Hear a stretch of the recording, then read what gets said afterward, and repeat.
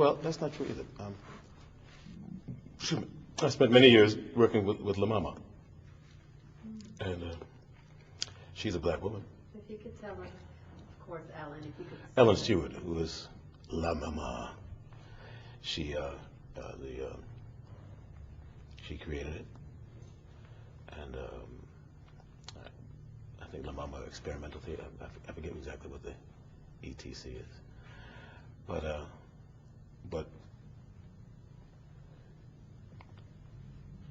even she at the time, and even now, she's still around. The theater is still running.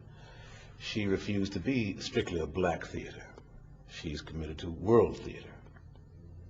So I've never seen a display of passports like, she's got passports that could fill a library. She's been all over the world, and she's brought theater companies from all over the world to perform at La Mama, and you get a great exposure of theater and expressions from all over the world, which is a wonderful thing. I mean, I consider myself a citizen of the world. I mean, it's funny when at least for me, when I get asked, about being a black actor. I mean, what does that mean? I'm a black man. You know that when I walk through the room. I choose as my profession to be an actor. But you don't. But I've never heard anybody say. Stuart Whitman, the great white actor, or white. It just seems to be like taken for granted. I mean, I'm an actor. I'm a black man. Now, yes, of course, I know. Politically speaking, I mean, but these distinctions, and but to me, it just promotes a kind of separatism that I don't really want to be a part of. I mean, I am a part of it because that's the way of the world.